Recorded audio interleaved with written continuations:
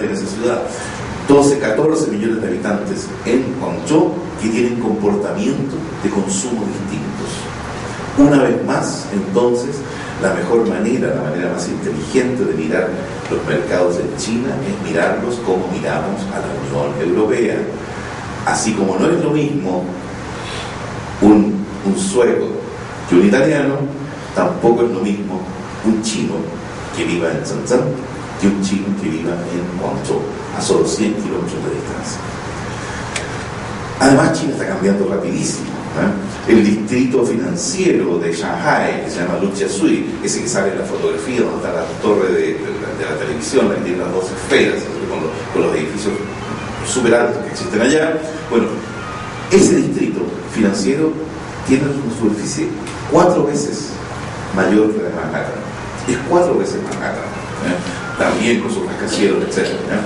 En cualquier ciudad china, el paisaje a uno le cambia cada 2 años. Yo voy hoy día a una ciudad china, regreso 2 años después, la gente es la misma, el paisaje no. Donde había un barrio, hoy día hay edificios en altura, donde había un sitio de riazo, hoy hay un gran centro comercial, etc. La velocidad del cambio en China es de tal naturaleza que eso además le agrega otro factor de complejidad cuando uno necesita entender esos mercados. Eso significa que los segmentos de mercado están en constante cambio, y también significa que estos chinos, estos consumidores chinos, cada vez tienen más ingresos, más opciones y más información. Bueno, el fenómeno del consumo en China es absolutamente nuevo. Nuevo en términos históricos y también nuevo en términos de comportamiento. Estos nuevos consumidores chinos, que son un producto de la reforma, en China jamás antes existieron. ¿Por qué? Durante los 22 siglos que duró el Imperio Chino, hasta 1911, China fue una sociedad feudal. La inmensa mayoría de su gente entonces trabajaba en el campo, muchos de ellos en la agricultura de subsistencia. No existía el consumo. Luego, entre 1911 y 1949, China vive una serie de desórdenes políticos, algunos internos y otros externos.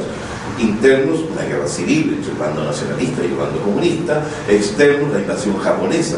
Japón era la gran potencia económica, industrial y militar de Asia en la primera mitad del siglo XX. Invade China con consecuencias desastrosas. Finalmente, luego de que Japón es derrotado en el año 1945 en la Segunda Guerra Mundial, se reanuda la guerra civil entre el bando nacionalista y el bando comunista. Todos conocen esta parte de la historia. Termina en que en el año 1949 triunfa el bando comunista, se instaura la República Popular China, que desde el punto de vista económico instaura también un sistema centralizado y planificado en la economía, y que desde el punto de vista ideológico el marxismo-maoísmo no contempla el consumo dentro de sus postulados. Por lo tanto, solo a partir de 1978, y en la práctica solo a partir del mediado de 1980, los chinos comienzan a acumular patrimonio personal, riqueza privada, que les permite comenzar a consumir. Esto tiene varias implicancias. Una, de que no solamente el consumo es nuevo en términos históricos, sino que también es nuevo en términos de experiencia. Y el consumidor chino hoy es un consumidor muy, muy receptivo a técnicas de marketing que hoy día en Occidente ya no se usan o nunca se hubieran usado. Es en cierto sentido un consumidor relativamente ingenuo, porque no existe sabiduría de consumo como la que existe acá. De alguna manera, ya porque se transmite socialmente, aquí en Occidente el consumo, que ya lleva más de 100 años como fenómeno socioeconómico, ha ido cimentando una cierta manera de comprar y un cierto entendimiento de lo que hay que hacer y de lo que no hay que hacer. China es todavía, desde ese punto de vista, un mercado mucho más virgen desde el punto de vista de la sabiduría del consumo. Además, este mismo proceso histórico que les acabo de comentar ha dado pie a que solamente en el último tiempo, en los últimos 20 años, se haya ido generando en China el concepto de lo que aquí entendemos como una clase media. Por las mismas razones que no voy a repetir, nunca antes en China existió clase media. No había. Solamente ahora, en este último tiempo, se empieza a producir una masa de población que es como nosotros, por decirlo así. En este concepto que es un poco ambiguo, ¿qué es lo que es ser de clase media? Depende de cómo uno lo defina, pero conceptualmente, intuitivamente, todos nosotros entendemos lo que es ser de clase media. Entonces, en China, a los chinos esto también es un fenómeno nuevo. Miren, para que tengan un punto de comparación, en la década del 70, antes de que comenzara la reforma económica, estamos hablando de los años maoístas, los chinos aspiraban a tener 4 bienes materiales, 4 cosas, que si las aspiraban era porque no las tenían. Todos aquí en esta sala, unos más, otros menos, sabemos o entendemos lo que es el marketing aspiracional, ¿verdad? Que es el marketing de los sueños, es el marketing de las esperanzas, no es el marketing de las utopías, las cosas que nunca se van a alcanzar. Bueno, en China, en la década del 70, ¿verdad?, los chinos querían tener esto: un reloj pulsera, una bicicleta, una máquina de coser para el hogar y un televisor en blanco y negro, porque no había televisión. Bueno, si estos eran los bienes materiales, las cosas que los chinos querían tener, ustedes se pueden imaginar el nivel de pobreza que existía en la China previa a la reforma económica.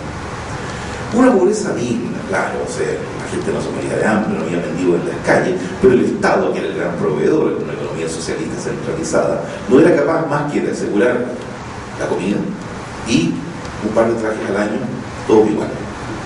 ¿Qué es el origen del traje Mao? Que uno lo podía elegir, creo que en 2 o 3 colores, no más. Pero diseño, no, o sea, era un traje. Miren, en esa época, cuando uno quería distinguir o poder diferenciar la extracción social, el origen del chino que uno estaba conversando, uno tenía que mirar los pies, tenía que mirar los zapatos. Porque dependiendo del tipo de zapato que usara, entonces uno podía adivinar de dónde era. Si era campesino, si era de los estratos más bajos de la sociedad, o era un funcionario del Estado. Ahí se notaba. Pero de los zapatos hacia arriba, todos iguales, absolutamente iguales. Bueno, hoy día, en China, lo que ocurre es algo totalmente distinto. No solamente se ha acumulado riqueza y existen millonarios y billonarios en dólares en China, ¿no?, sino también se ha generado esta clase media de más de 200 millones, 240, 260 millones de personas, más o menos en este momento del cálculo. No es fácil hacer un cálculo de este tipo en China, por lo tanto es una estimación, pero es una estimación confiable, ¿ya?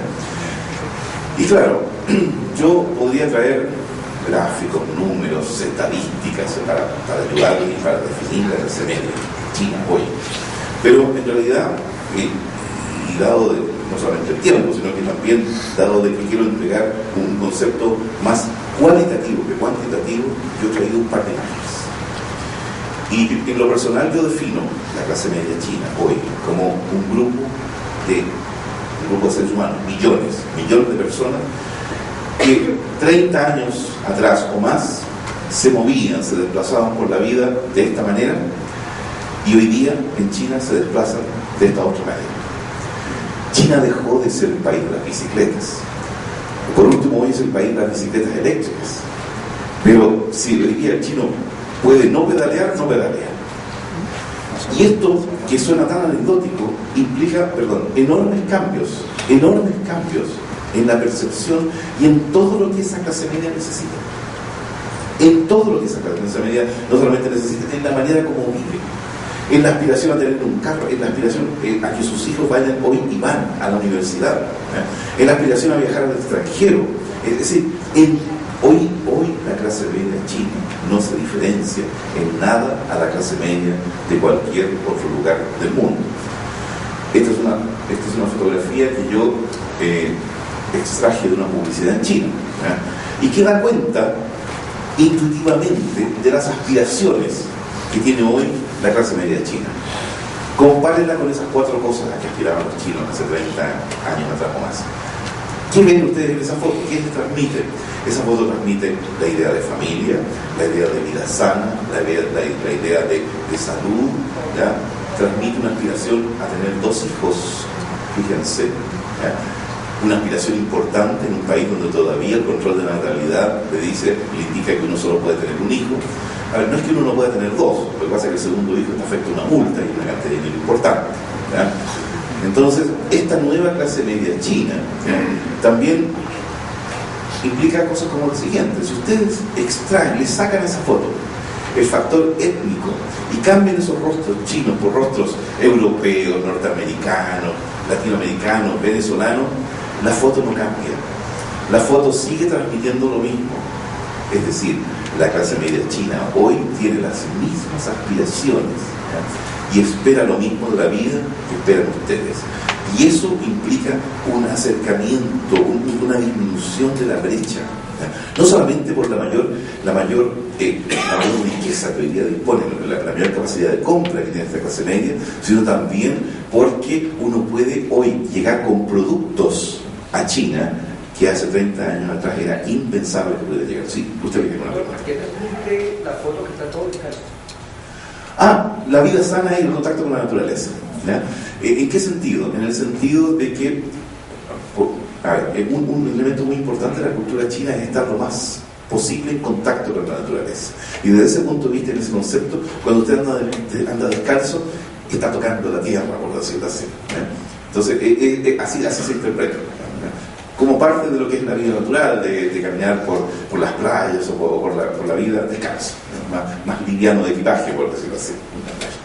Bien, entonces esta clase media tiene una nueva capacidad de consumo, por supuesto, ¿ya?, por la acumulación de riqueza que produce, pero no es una capacidad de consumo que se dé única y exclusivamente en el segmento más alto de la sociedad, en el segmento del lujo, entendiendo que el mercado del lujo es muy importante en China hoy, ¿ya?, sino también se da, como les decía, a todo nivel.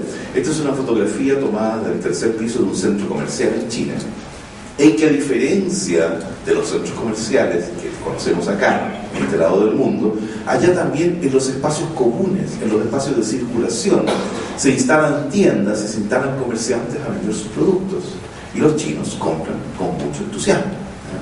Además, es un consumo que no está única y exclusivamente centrado en un género. Uno podría decir, aunque sea una afirmación un poco sexista, perdónenme, no, es que compran más las mujeres que los hombres.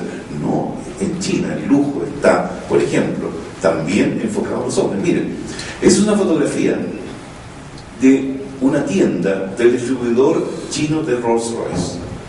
Por lejos el auto más caro que existe, el carro más caro que existe en el mundo, ¿verdad? Un Rolls cuesta $400,000, $500,000 norteamericanos. A ver, la Rolls Royce no es una institución de beneficencia.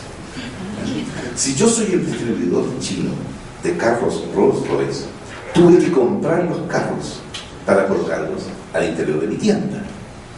Y si yo hice eso, si hice un desembolso tan importante de millones de dólares, ¿ya?, es porque tengo la expectativa de que a corto plazo va a entrar a mi tienda un chino con $500,000 en el bolsillo y llevarse el carro. ¿Qué hace un empresario o un millonario latinoamericano cuando quiere comprarse un Rolls? Lo tiene que encargar y lo colocan en una lista de espera, no muy larga, 3 meses, 5 meses, y finalmente le llega el carro. Aunque tenga los $500,000 para comprarlo, es difícil ir, entrar y llevárselo. En China no, lo cual da una medida en imagen de qué significa esto de que en China haya cada vez más millonarios y billonarios en dólares, ¿se fijan? Pues bien, este consumidor chino tiene influencia occidental, pero no es idéntico al consumidor occidental. La mente no le funciona exactamente igual. De partida, son más jóvenes,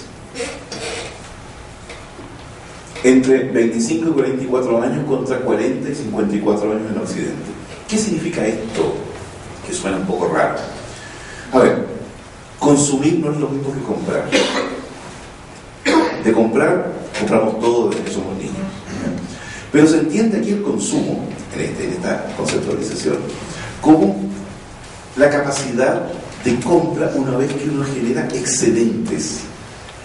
Y esos excedentes uno los genera después que ha suplido ya no solamente las necesidades básicas, sino también las necesidades estándares de un cierto nivel de vida. Para decirlo más en coloquial, ¿ya?, En Occidente uno empieza a consumir después de los 40 años. ¿Por qué? Porque después de los 40 años uno ya, si